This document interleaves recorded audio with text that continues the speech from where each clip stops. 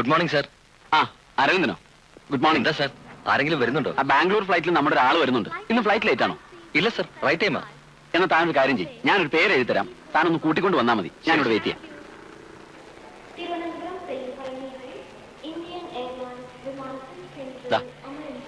Okay ശരി sir.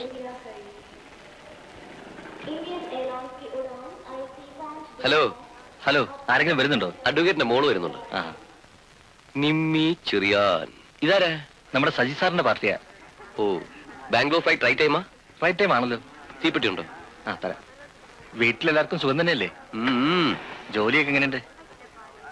Your attention please. അങ്ങനെ പോകുന്നു. Flight number IC531 from Bangalore. Right time ആണല്ലോ, നമുക്ക് അങ്ങോട്ട് പോകാം. ശരി.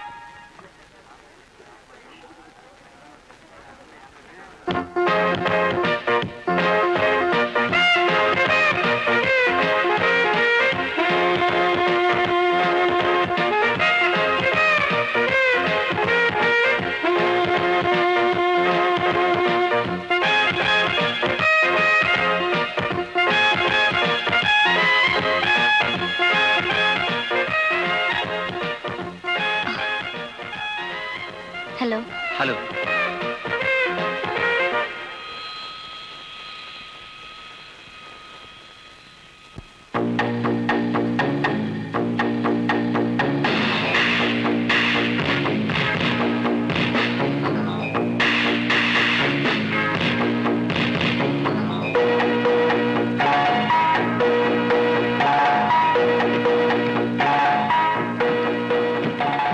Okay sir. Thank you Aravindan.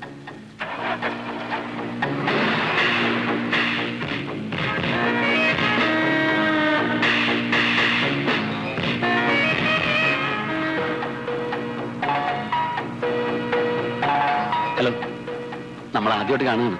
I am Saji. പഴയ സിറ്റിയുടെ മുഖമാകെ മാറിയിട്ടുണ്ടല്ലേ? ഇവളാള് ജാടയാണല്ലോ. നിങ്ങൾ എങ്ങോട്ടാ പോകുന്നത്? വീട്ടിലേക്ക്. വീട്ടിലേക്കോ? ഇങ്ങനെയാണോ വീട്ടിലേക്ക് പോകേണ്ടത്? പിന്നെ എങ്ങനെയാണ് വീട്ടിലേക്ക് പോകുന്നത്? നിങ്ങൾ എന്നെ പഠിപ്പിക്കാണോ? എനിക്കെന്താ, പള്ളിക്കൂടം വാദ്യരുടെ പണിയാണോ? ഓഹോ, നിങ്ങൾ എന്നെ ഇൻസൾട്ട് ചെയ്യാനല്ലേ? ഞാൻ ഡാഡിയോട് പലപ്പോഴും പറഞ്ഞിട്ടുള്ളതാ, ഇങ്ങനെ അൺകൾച്ചർഡ് ആയിട്ടുള്ള ഡ്രൈവേഴ്സിനെ വെക്കരുതെന്ന്. എന്താ നിമ്മ ഇങ്ങനെയൊക്കെ സംസാരിക്കുന്നത്? നിമ്മിയോ? ഞാൻ നിമ്മിയൊന്നുമില്ല. I am Geetha Samuel. അല്ല, അപ്പോ നിമ്മി അതല്ല.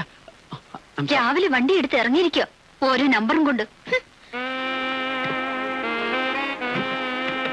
അതെ, പിന്നെ ഒന്ന് നിൽക്കണേ, ഞാനൊന്ന്. ഐ എം സോറി, ആളറിയാതെ പറ്റിപ്പോയതാണ്. നിങ്ങൾ ഉദ്ദേശിക്കുന്ന പോലെ അല്ല. ഇനിയിപ്പോ ഒറിജിനൽ നിമ്മി എവിടെ പോയി തപ്പും?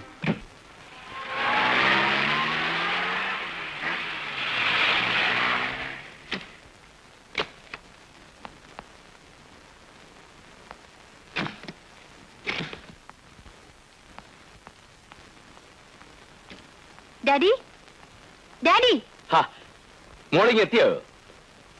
ഡാഡി, എയർപോർട്ടിൽ വണ്ടി അയച്ചോ? ആ വണ്ടിയിലല്ലേ നീ വന്നത്? അല്ല, ഞാൻ ടാക്സിയിൽ വന്നത്. ടാക്സിയിലോ? അവനോട് വന്നില്ലേ? പിന്നെ അവൻ ഇവിടെ പോയി. ആ മോളെ, പുതിയൊരു ഡ്രൈവറാ കേട്ടോ. എന്റെ പേര് എഴുതി പിടിച്ച പ്ലക്കാർഡുമായി ഒരാൾ നിൽക്കുന്നുണ്ടായിരുന്നു. അയാൾ കാണിച്ചു തന്ന വണ്ടിയിലാ ഞാൻ കയറിയത്. ഏതോ ഒരുത്തൻ, ഞാൻ ശ്രദ്ധിച്ചില്ലായിരുന്നെങ്കിൽ അയാൾ വേറെ എവിടെയെങ്കിലും കൊണ്ടുപോയനെ. അയ്യോ മോളെ, സൂക്ഷിക്കണം. കിഡ്നാപ്പേഴ്സ് ഒക്കെ ഉള്ള സ്ഥലവാ. ഓരോ ദിവസം പേപ്പർ എടുത്ത എന്തൊക്കെയാ കാണുന്നേ. ആ, മോള് പോയി കുളിച്ച് റെസ്റ്റഡ്. ഡാഡി ഇന്ന് നേരത്തെ വരാം. മെതുക്കി.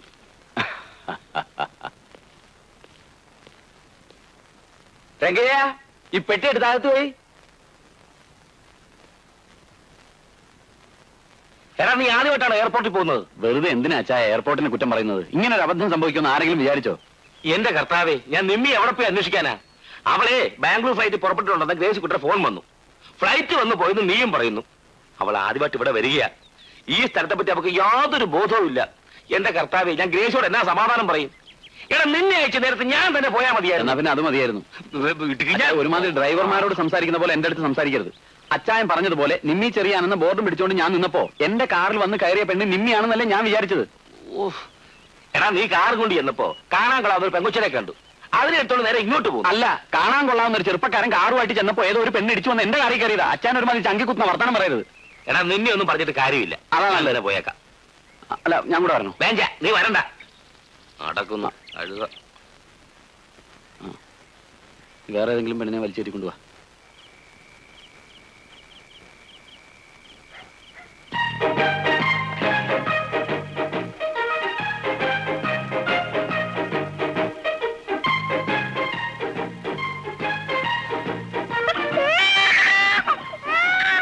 എന്നോട് ക്ഷമിക്കുമോളെ, വേറെ ഒരു നിവൃത്തിയും ഇല്ലാഞ്ഞിട്ടാ.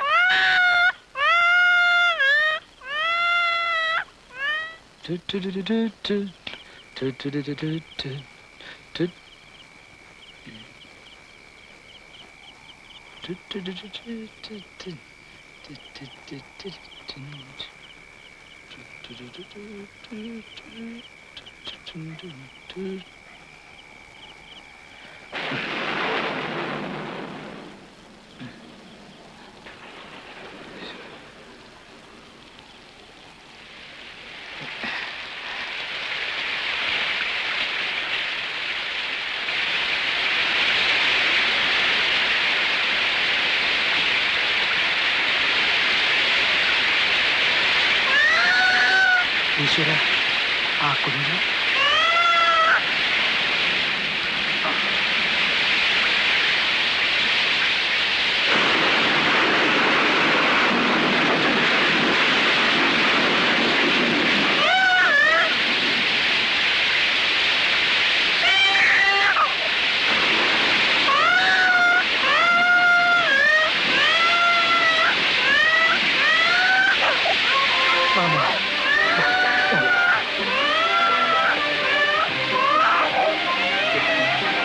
തണുത്ത് വിറയ്ക്കുന്നുണ്ടല്ലോ. എന്നോട് ക്ഷമിക്കും മോളെ, എന്നോട് ക്ഷമിക്കും. സാരില്ല കേട്ടോ, ഞാൻ തോർത്തി തരാം. ഇനി മോളെ ഞാൻ ഉപേക്ഷിക്കില്ല കേട്ടോ. മോക്ക് ഞാനുണ്ട്.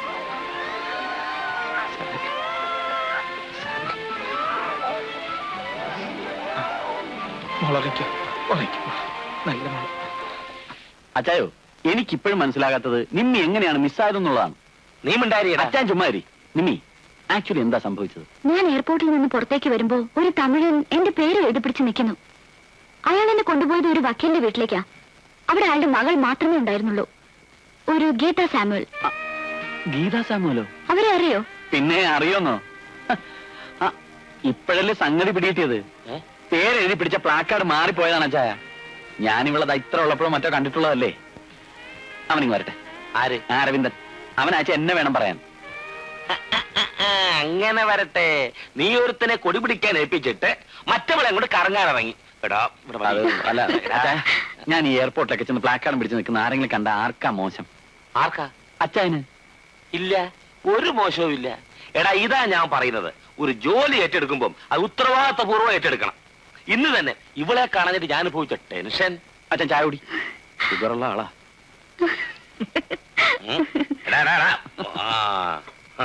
ഏതായാലും ഒരാഴ്ച മോളിവിടെ കാണുമല്ലോ. അതുവരെ ഇവന് രാത്രി നീ സഹിച്ചോ?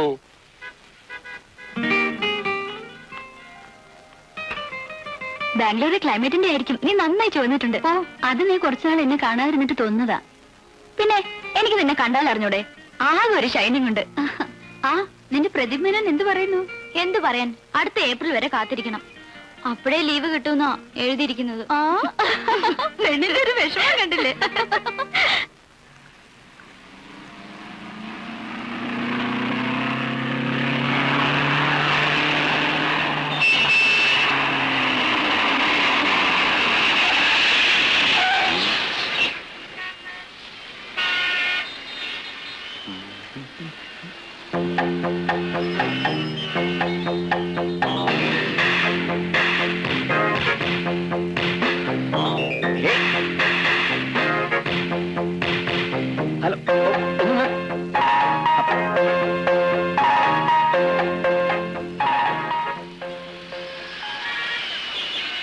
ലെഫ്റ്റ് പോണം. ശരിക്കും വണ്ടി എല്ലാ വണ്ടി ഇരിക്കുന്നത്. എനിക്ക് ലെഫ്റ്റ് പോയാ അതല്ലേ കംപ്ലീറ്റ് വണ്ടി ഒന്ന് സ്റ്റോപ്പ് ചെയ്യാവോ? അവിടെ പോയാ പൊയ്ക്കളാ. ഇനി ചൂടാവുന്നതിന് തമിഴ്നാട് പോലീസിനൊന്നും ഒരു പഞ്ചാരബോധമില്ല. കേരളത്തിലായിരുന്നു ഞാൻ. എങ്ങോട്ട് പോയി? ഇനി നാക്കാട് തെറ്റി വേറെ വല്ല വണ്ടി ചെന്ന് കയറിയാ?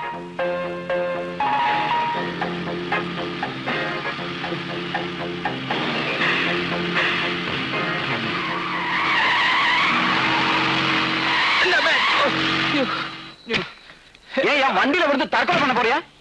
അയ്യോ സാറേ, എന്നെ മനസ്സിലായില്ലേ? ഞാനാ ലക്ഷറി കോച്ച്. താനെന്താ ഇവിടെ? ഞാനിവിടെ തന്നെ.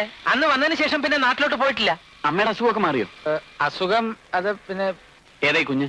ഇത് എന്റെ കുട്ടിയാ സാറേ. തന്റെ കല്യാണം കഴിഞ്ഞിട്ടില്ലെന്ന് പറഞ്ഞിട്ട്? അതൊരു നീണ്ട കഥയാ. അല്പ തയ്യാറെടുപ്പുണ്ടെങ്കിലേ പറയാൻ പറ്റൂ.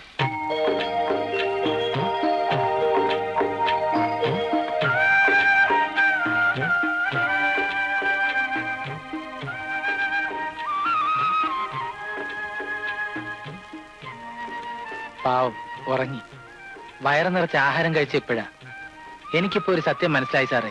വിശപ്പിന് മുന്നിൽ തകരാത്ത ഒരു അഭിമാനവും ഇല്ല. സാറിനറിയോ, ഈ കുട്ടിയെ കളയാൻ ഞാൻ പല പണികളും നോക്കിയതാ. എന്ത് അത്ഭുതമാണെന്ന് അറിയില്ല. മാഗ്നറ്റിനെ പോലെ കുട്ടി എന്റെ തന്നെ വീണ്ടും വരും. ഇതിനെ കൊണ്ടുനടന്ന് ഇപ്പൊ കുട്ടിയില്ലാതെ എനിക്ക് കഴിയാൻ വയ്യെന്നായിട്ടുണ്ട്. ഇനി ഞാൻ ഇതിനെ കളയില്ല സാറേ. തനിക്ക് തന്നെ ഭക്ഷണം കഴിക്കാൻ നിവൃത്തിയില്ലാത്തപ്പോ താൻ ഈ കുഞ്ഞിനെയും കൂടെ നടന്നിട്ട് എന്ത് ചെയ്യാനാ? ഇതുവരെ അതായിരുന്നു എന്റെയും പേടി. ഇനിയിപ്പോ സാറിനെ കണ്ടുമുട്ടിയ സ്ഥിതിക്ക് ഏതോ മുജ്ജന്മ ബന്ധം കൊണ്ടാകാം ഈ കുട്ടി എന്റെ ജീവിതത്തിലേക്ക് കടന്നു വന്നത്. സാറ് എവിടെയെങ്കിലും എനിക്കൊരു ജോലി ശരിയാക്കി തന്നാ മതി. ഈ കുഞ്ഞിനെ ഞാൻ എങ്ങനെയെങ്കിലും വളർത്തിക്കൊള്ളാം സാറേ. തന്റെ ഈ സാറ് വിളി ഒന്ന് നിർത്ത്.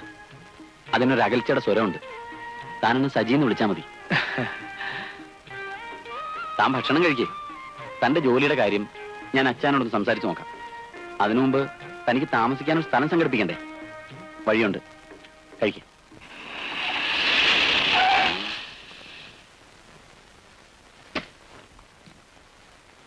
അല്ല, ഇതാര്? വരണം. എന്താ പതിവില്ലാതെ ഇങ്ങോട്ടൊക്കെ? വെറുതെ മേനോൻ ചേട്ടനൊന്ന് കാണണമെന്ന് തോന്നി. എന്താ പ്രത്യേകിച്ച് ഒരു ചേട്ടൻ വിളിയൊക്കെ? വരും. ആ വിളിക്ക് എന്തെങ്കിലും വിശേഷം കാണുമെന്ന് കുട്ടിക്കും. ഇരിക്കും. ഇദ്ദേഹത്തെ മനസ്സിലായില്ല. ആ, ഇതെന്റെ സുഹൃത്താ അജയൻ. അജയ, ഇതാണ് പരമേശ്വര മേനോൻ. നമസ്കാരം. മോളെ വാ. മോടെ പേരെന്താ? കുക്കു. കുക്കു. മോളുടെ അമ്മ എവിടെ? മോളുടെ അമ്മ പ്രസവത്തോടെ മരിച്ചുപോയി. ഇപ്പോ അച്ഛനും അമ്മയൊക്കെ അജയനാ. അയ്യോ. പിന്നെ ഞാൻ വന്നത് ചേട്ടൻ എനിക്കൊരു സഹായം ചെയ്യും. എന്താണാവൂ? കുറച്ച് ദിവസത്തേക്ക് അജയനെ കൂടി ഇവിടെ താമസിപ്പിക്കണം. ബുദ്ധിമുട്ടൊന്നും പറഞ്ഞാൽ പറ്റില്ല. എങ്ങനെയെങ്കിലും അഡ്ജസ്റ്റ് ചെയ്തേ പറ്റൂ. അത് സാറ് എന്ന് പറഞ്ഞാ പിന്നെ നിങ്ങൾ പേടിക്കൊന്നും വേണ്ട. ആള് കുഴപ്പക്കാരനൊന്നുമല്ല, വിശ്വസിക്കാം. പിന്നെ വാടക എന്താണെന്ന് വെച്ചാൽ ഞാൻ തന്നേക്കാം. ഓ, അതൊന്നും അത്ര കാര്യമാക്കണ്ട. പിന്നെ വേറൊരു കാര്യം കൂടി പറയാനാണ് ഞാൻ വന്നത്. നമ്മുടെ സൂപ്പർ മാർക്കറ്റിൽ വേക്കൻസി വല്ലതും ഉണ്ടോ? അജയനൊരു ജോലിക്കാ.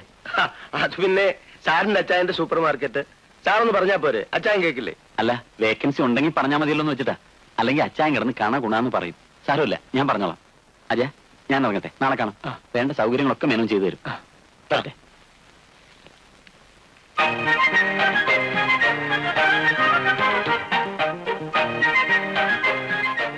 ആരാ? അജയൻ. നമ്മളാരാണാവോ? എന്താ നോക്കുന്നത്? അമ്മേ, അമ്മേ, അമ്മേ. ആരാ അമ്മ അവിടെ നിൽക്കുന്നത്? ഓ, അത് നമ്മുടെ വീട്ടിൽ താമസിക്കാൻ വന്ന ആളാ. ഇവിടെയോ? സജി സാറിന്റെ കൂട്ടുകാരന്. സാറ് പറഞ്ഞ നമുക്ക് കേൾക്കാതിരിക്കാൻ ഒക്കുവോ? സാറ് പറഞ്ഞെന്ന് വെച്ച് നമ്മൾ അറിയാത്ത ഒരാളെ വീട്ടിൽ കയറ്റി താമസിപ്പിക്കുക എന്ന് വെച്ചാൽ എങ്ങനെയാ? അയ്യോ, അയാള് കല്യാണം കഴിച്ചൊരു കുട്ടിയുള്ള ആളാ. ഭാര്യ മരിച്ചുപോയി. പാവം, 1 വയസ്സ് പോലും തികയാത്ത കൊച്ചു കുട്ടിയാ. കുറച്ചു ദിവസം കഴിയുമ്പോ പൊയ്ക്കോളും. അയാള് വേറെ വീട് അന്വേഷിക്കുന്നുണ്ട്. ആദ്യം കുറച്ചു ദിവസത്തേക്കെന്നൊക്കെ പറയും, പിന്നെ പോവില്ല. ഈ അച്ഛന്റെ ഓരോ കാര്യങ്ങൾ. ആ മുൻവശത്തെ ഒരു മുറി മാത്രമേ കൊടുത്തിട്ടുള്ളൂ. അതുകൊണ്ട് നമുക്ക് ഒരു ബുദ്ധിമുട്ടും ഉണ്ടാവില്ല.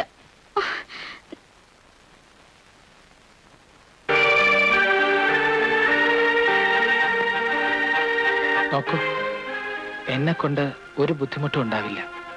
അഭയം തന്നിടത്ത് അവകാശം ചോദിക്കാനൊന്നും ഞാൻ നിൽക്കില്ല.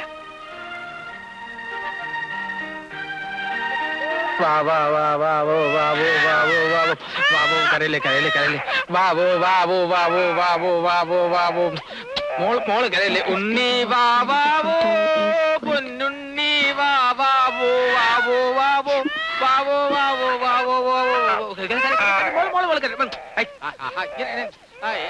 ഈ കുട്ടി കിടന്ന് വല്ലാതെ കരയുന്ന എന്താ? ഇപ്പൊ എങ്ങനെയുണ്ട്? കുട്ടിയുടെ കരച്ചിലുണ്ട്. എനിക്ക് പഠിക്കാൻ പറ്റുന്നുണ്ടോ? എക്സാമിന് തോറ്റാ അച്ഛൻ എന്നോട് ചോദിക്കരുത്. ഓഹോ, നിനക്ക് പഠിക്കാതിരിക്കാൻ ഒരു കാരണമായല്ലോ. കുഞ്ഞെന്താ കരയുന്നതെന്ന് ഞാനൊന്ന് നോക്കിട്ട് വരട്ടെ. കൊറേ നേരമായാലോ കുഞ്ഞു കിടന്ന് കരയാൻ തുടങ്ങിയിട്ട്. എന്താന്നറിയില്ല, പാല് കുടിക്കുന്നേ ഇല്ല. വാ മോളെ, അവിടെ കണ്ട. അയ്യോ, ഇത്രയും ചൂടായിട്ടാണോ കുഞ്ഞിന് പാല് കൊടുക്കുന്നത്? അവക്ക് കുടിക്കാൻ കഴിയുന്നില്ല, അതാ കിടന്ന് കരയുന്നത്. സന്ധ്യേ, ഒരു ചെറിയ സ്റ്റീൽ ഗ്ലാസിങ് എടുത്തോണ്ട് വന്നേ. ആ, കരയല്ലേ മോളെ, പോട്ട് പോട്ട് പോട്ട്. അച്ഛൻ ചൂടുപാല് തന്നോ? അമ്മിണിക്കുട്ടൻ കരയല്ലേ? പോട്ടടാ പോട്ട്. വേണ്ട വേണ്ട വേണ്ട, പൊന്നു മോള് കരയല്ലേ. ഇതും തളിപ്പിച്ചേ. ആ, കരയല്ലേ മോള്, കരയല്ലേ. ഇപ്പൊ തരാം, ഇപ്പൊ തരാം.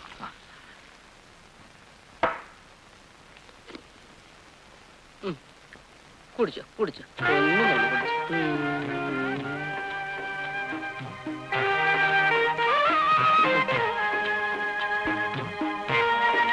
ആഹാ, കരച്ചിൽ നിന്നല്ലോ.